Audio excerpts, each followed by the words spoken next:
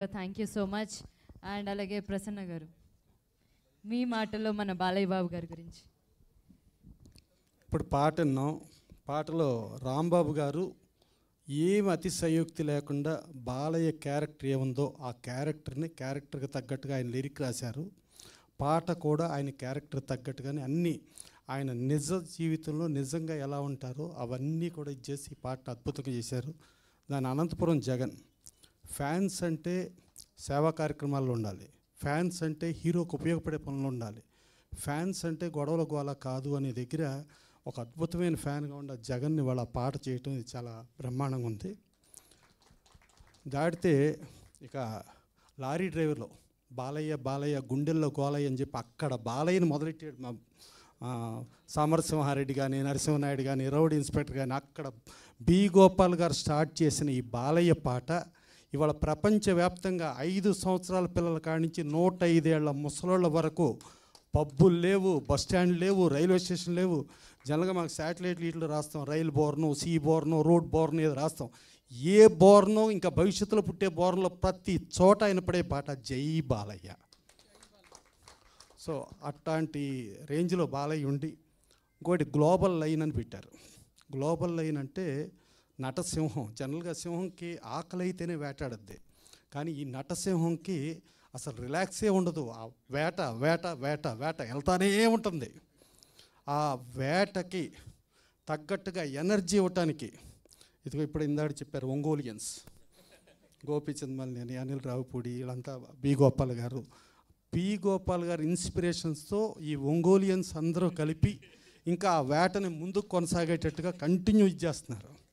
అలాగే ఆ global line అంటే సింహంలో పౌరుష పరాక్రమాలు, సింహంలో రాజస్వం చూస్తాం, కానీ ఇంకోటి ఉంది లైన్లో.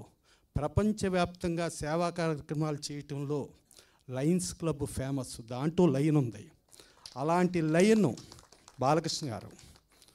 ఇంకోటి ప్రతి ఒక్కళ్ళను తల్లిదండ్రులు ప్రేమిస్తాం, బ్రహ్మాండంగా ఇచ్చేస్తాం. 27 సంవత్సరాలు ఎన్టీ రామారావు లేకపోయినా ఆయన రాజస్వం, ఆయన పౌరుషం కంటిన్యూ చేస్తూ ఇవాళ 100 జయంతి ఉత్సవాల్లో ఒక కొడుకుగా ప్రతి ఒక్కళ్ళకి పర్సనల్గా ఫోన్ చేసి పర్సనల్గా తను ఒక స్టార్ హీరో అనేది కూడా మర్చిపోయి ఒక ఎన్టీ రామారావు కొడుకుగా ప్రతి ఒక్కరిని ఇన్వైట్ చేసి పిలిచి ఆ 100 జయంతి ఉత్సవాలు సక్సెస్ కావటానికి లాస్ట్ 2022 నుంచి 23 వరకు పాటుపడుతూ తెనాల్లో చేసినా ఎక్కడ చేసినా విశ్వవ్యాప్తంగా ఎక్కడుండా ఆ తండ్రికి నివాళులుగా అనుకుని ఆయన చేయటం, ఆ చేసిన విధానంలో ఇవాళ ప్రపంచవ్యాప్తంగా గల్లీ కానించి ఎక్కడో అమెరికాల కానించి ప్రతి దేశం ఎవరో కూడా ఈ 100 జయంతి ఉత్సవాలు నెవర్ బిఫోర్ ఎవరికి జరగల, నెవర్ ఆఫ్టర్ ఇంకెప్పటికీ జరగదు. ఓ నెల్సన్ మండేలా ఉండొచ్చు, ఎవరెవరో ఉండొచ్చు, కానీ ఎవరికి లేనంతగా ఎన్టీ రామారావుకి ఒక అద్భుతమైన 100 జయంతి ఉత్సవాలు జరపడానికి బాలకృష్ణ గారి కొడుకుగా ఆయన కర్తవ్యం నెరవేరుస్తూ ఆయన ఎన్టీ రామారావు లేకపోయినా ఆ నటసింహం వేట కొనసాగిస్తూ, అలాగే హిందూపురం ప్రజలకి ఎన్టీ రామారావు సేవ చేసిన తర్వాత మధ్యలో హరికృష్ణ గారు వచ్చారు. బట్ ఆ ప్రజలకి ఆ నాన్నగారికి నేనుండాలి అంటూ ఆ హిందూపురం ప్రజలకి సేవను అది కొనసాగిస్తూ మళ్ళా నా తల్లికి పట్టిన ఇబ్బంది అంటే ఆంధ్రప్రదేశ్ తెలంగాణలో ఎక్కడ క్యాన్సర్ హాస్పిటల్ లేదు, అటు రాయవెల్లూరు హాస్పిటల్లో లేకపోతే మెడ్రాస్ హాస్పిటల్లో ఉంటే నా తల్లికి జరిగింది ఏ తల్లికి జరగకూడదని చెప్పి తల్లి పేరు మీద బసవ తారకం హాస్పిటల్ది దానికి పడిన కష్టం మామూలు కష్టం కాదు. ఆయన దుబాయ్లు కానీ దానికి ఫండ్స్ కలెక్షన్లకి ఊరూరు తిరిగి దాన్ని ఒక స్టేజ్లో ఇబ్బంది పడుతుందేమో అనుకుంటే దాన్ని వాళ్ళ ప్రపంచ స్థాయిలో ఒక 2వ స్థానానికి తీసుకెళ్ళగలిగిన సేవా కార్యక్రమాల్లో ముందుండ.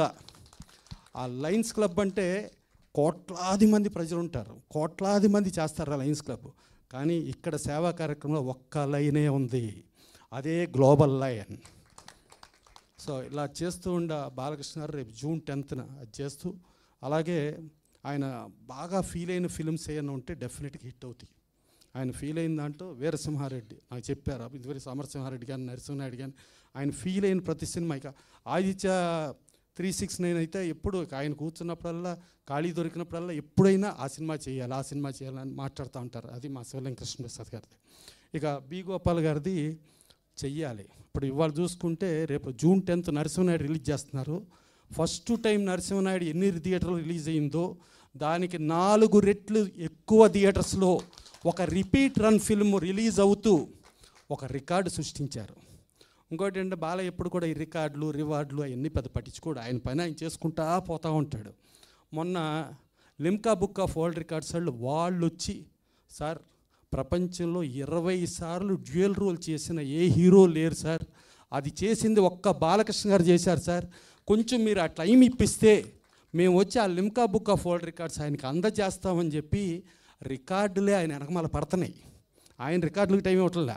సో అలాంటి చరిత్ర, అలాంటి ఇది ఉండి, ఇలాంటి అద్భుతమైన ఫ్యాన్స్ ఉండి ఇట్లా మీరందరూ అంటే ఇంకొకటి ఉంది. మొన్న ఎప్పుడో ఒకసారి ఒక మాటలు నేను అన్నా, మీకు కీర్తి ప్రతిష్టలు ఇచ్చారు ఎన్టీ రామారావు, మీకు ఆస్తులు ఇచ్చారు ఎన్టీ రామారావు, కానీ ప్రపంచవ్యాప్తంగా ఇవేవీ తీసుకోకుండా ప్రపంచం మొత్తం ఎన్టీ రామారావు బిడ్డలు ఉన్నారు అని చెప్పి ఒక్క మాట చెప్పారు బాలకృష్ణ గారికి. చెబితే ఆయన ఒకటే అన్నారు, ప్రసన్న అది ఎన్నిసార్లు విన్నా నాకు అదేదో చాలా నచ్చింది, ప్రపంచవ్యాప్తంగా ఆయనకి బిడ్డలు ఉన్నారు, నాకు బాగా నచ్చింది అని చెప్పిన ఒక సిన్సియర్ పర్ఫెక్ట్ పర్సన్ ఎవరున్నాడు, దట్ ఈస్ ఓన్లీ బాలయ్య. అందుకని ఆయన అయ్యాడు జై Balayya. Wow, thank you Prasanna Kumar గారు.